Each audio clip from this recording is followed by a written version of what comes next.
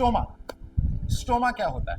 Stoma एक medical term, ये usually काम आता है बड़ी या छोटी आंत के ऑपरेशन के बाद। स्टोमा से हमारा क्या मतलब?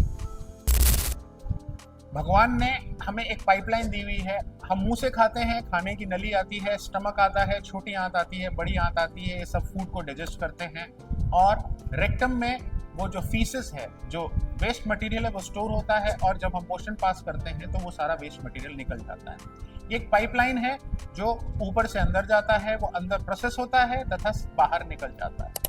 कोई भी मरीज जिसमें बड़ी आंत का कैंसर है, उसमें अगर उस बड़ी आंत का हिस्सा हम निकाल रहे हैं तो कई बार उसमें वो जो टांके लगाए जाते हैं उसको प्रोटेक्ट करने के लिए, वो टांके नहीं टूटे, उसके लिए हमें एक टेम्पररी स्टोमा यहाँ पर या यहाँ पर बनाना पड़ता है। उन मरीजों में जिसमें वो कैंसर बड़ी आंत के बिल्कुल नीचे वाले हिस्से में है तथा जो नॉर्मल मोशन पास करने का रास्ता है उसको बचाया नहीं जा सकता है, उनमें ये एक परमानेंट स्टोमा यहाँ पर बनाया जाता है। परमानेंट स्टोमा के बारे में और उसकी केयर के बारे में हम पहले के वीडियो में बात कर चुके हैं।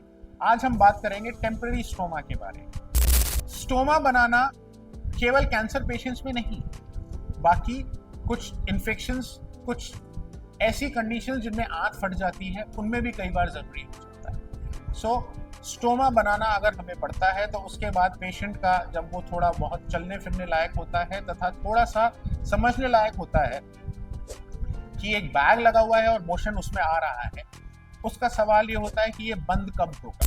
स्टोमा बनाने से पहले पेशेंट से हमेशा उसकी कंसेंट ली जाती है, उसको ये बताया जाता है कि स्टोमा बनाने की जरूरत पड़ सकती है, मोशन के लिए एक अलग रास्ता पेट पर निकालने की जरूरत पड़ सकती है और उसको बंद करने की टाइमिंग बाद में डिसाइड होती है। इस वीडियो में हम बात करेंगे कैंसर पेशेंट्स जिनमें हमें स्टोमा बनाने की जरूरत पड़ती है। मोशन का रास्ता नया अगर बनाया जाता है तो यूजुअली हम लोग जो इंटेस्टाइन का हिस्सा निकाला गया है उसकी बायोप्सी रिपोर्ट का वेट करते हैं, उसमें जो स्टेज निकल के आती है उस स्टेज के हिसाब से डिसाइड होता है कि पेशेंट को और किसी ट्रीटमेंट की जरूरत है या नहीं है। फॉर एग्जांपल कीमोथेरेपी, रेडियोथेरेपी या बोथ। अगर उस पेशेंट को कीमोथेरेपी या रेडियोथेरेपी की जरूरत नहीं है तो उस स्टोमा का क्लोजर का टाइमिंग 6 से 12 हफ्ते के बीच में कुछ भी हो सकता है, जो पेशेंट की सिचुएशन में डिपेंड करता है।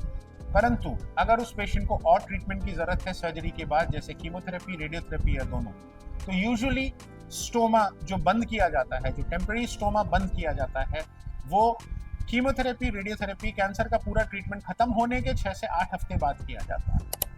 मैं आपको वापस याद दिला दूं, वो मरीज जिनमें परमानेंट स्टोमा बना है, जिनमें मोशन का रास्ता बचाया नहीं जा सकता है, उनमें वो स्टोमा यूजुअली बंद नहीं किया जा सकता। बहुत बहुत धन्यवाद।